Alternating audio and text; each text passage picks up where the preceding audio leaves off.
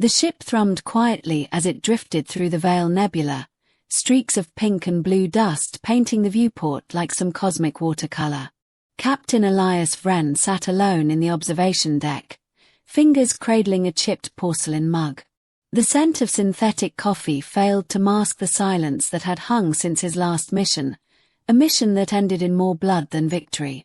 He hadn't expected to return from the Skarethi front with spoils, let alone something so alive. Her name was Ylara. Or at least that was what the collar called her.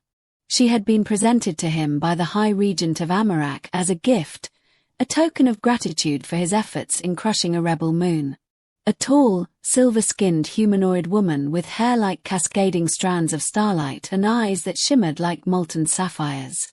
Her body was lithe, graceful, and bound in ceremonial silk that did nothing to hide the intention behind the gesture. But Elias hadn't touched her. Not once.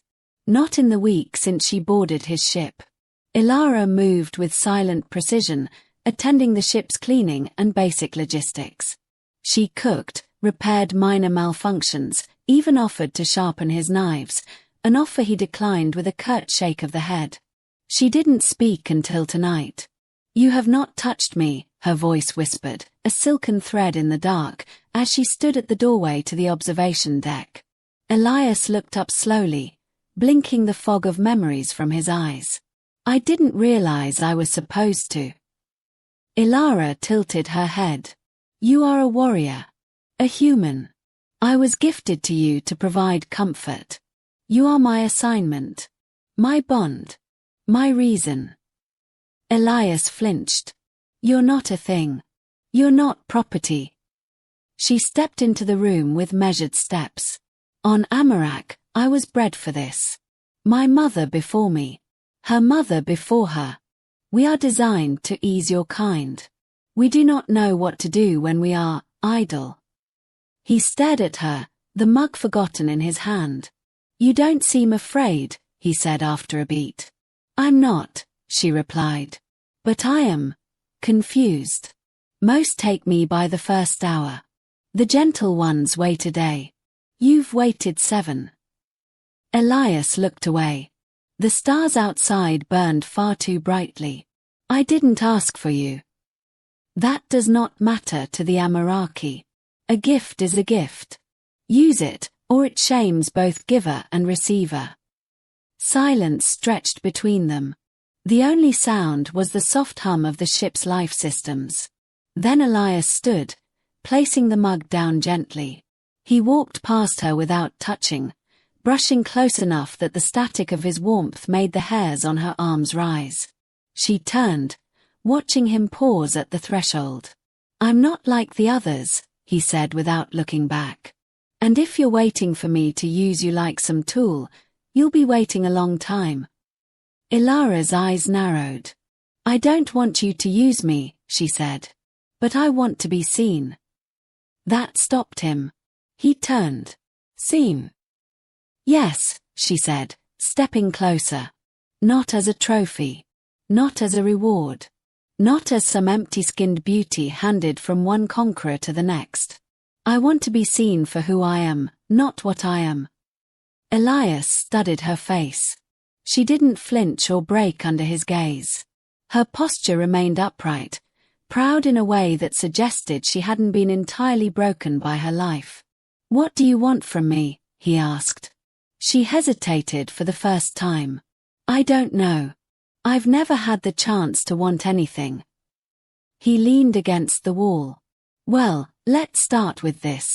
You're not my slave. Not my servant.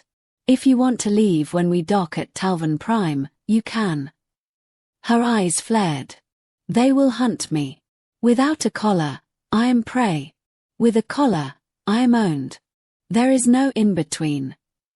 His jaw tightened. "Then we'll make one." Ylara blinked. "I don't understand." "You will," he said. "But it starts with dinner. Real dinner. With you sitting at the table. No formal silence. No servant routine. Just 2 people, talking." Yllara's lips parted. Her voice barely came out. "I don't know how to talk like that." "That's okay," he replied, smiling faintly. "I didn't know how to fight like a commander once, either. You learn." Later that evening, the small galley of the ship hadn't seen company in weeks.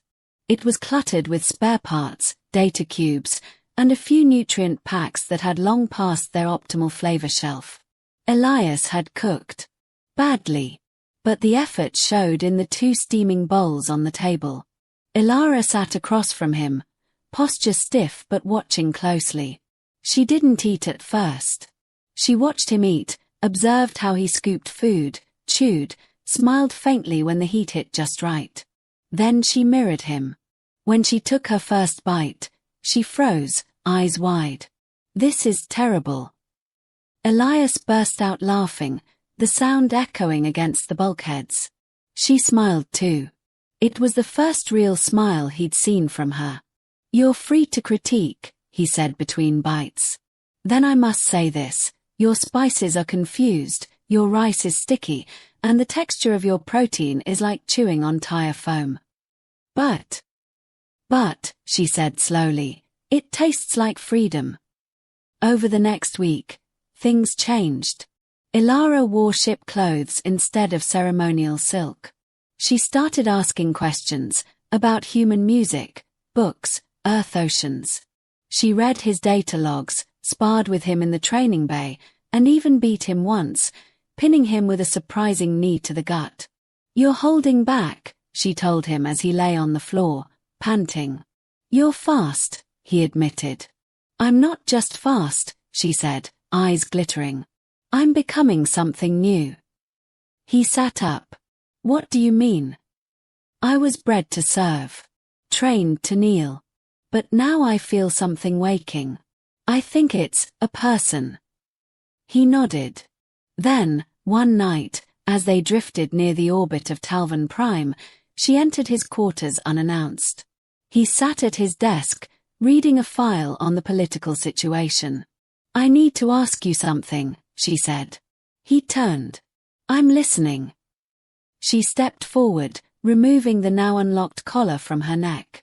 The metal clinked onto the desk like a bell toll. "I'm not your gift.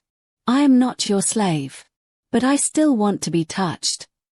Elias swallowed. "Are you sure?" "I want it because I choose it," she said. "Not because I was given." He stood slowly, walking to her. The air between them buzzed with tension, not lustful, not urgent, but thick with meaning.